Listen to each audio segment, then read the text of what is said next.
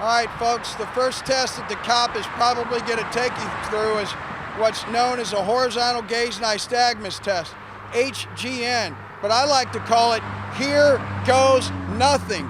This test is used by neurologists, optometrists, ophthalmologists, and eye doctors in a medical setting to diagnose eye problems, brain dysfunction, and pathological disorders.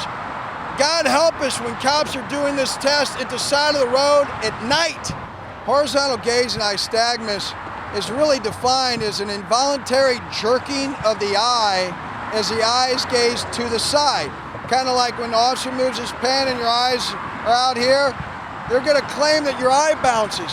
But how can they see that at night? They shouldn't be doing these tests. And by the way, in the academy, when they learn how to do a scientific test that was invented by neurologists, they're actually trained by cops. There's no doctors present. There's no nurses present. There's no eye doctors present. It's cops that are present. Are they really getting this right? There are 86 different types of horizontal gaze nystagmus. Consumption of alcohol is just merely one of those types. And the fact of the matter is, they don't know what other kind of medical conditions you may have because they're not doctors and they're not qualified to ask the right questions to determine if you have some other type of gaze nystagmus that is not alcohol related. Folks, the next test is a walk and turn test. This test is designed to have you walk heel to toe 9 steps, turn on a line, and walk 9 heel to toe steps on that line coming back. However, the government can and will fail you before you ever start walking.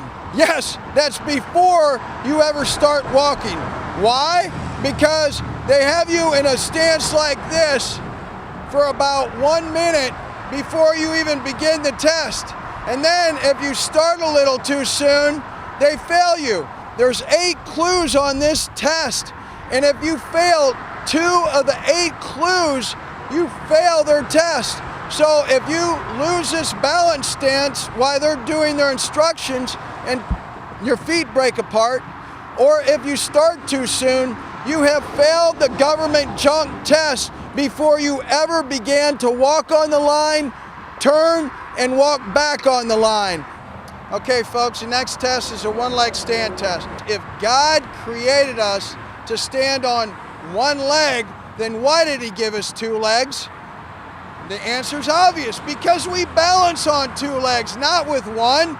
So why do cops want you all or the jurors to believe that if we can't balance on one leg, we're drunk?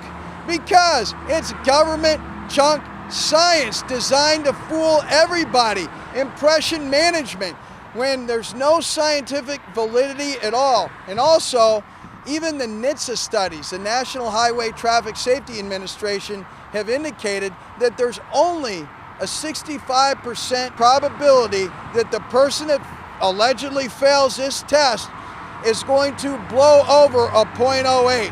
Who cares? 65%, that's a D when I went to school, a D.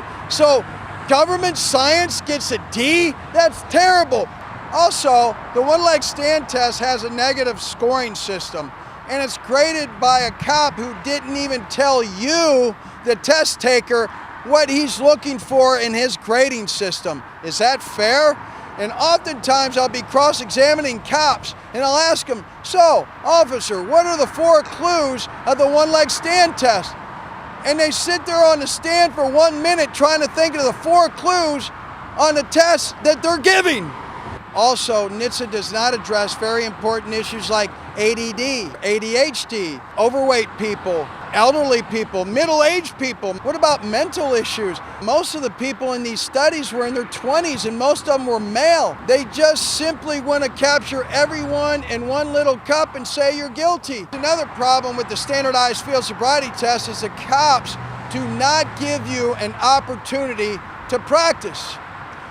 Don't we recall the saying, practice makes perfect? Certainly the cops practice these tests at the academy day in and day out. They got it down. They know what to look for and they know how to do it.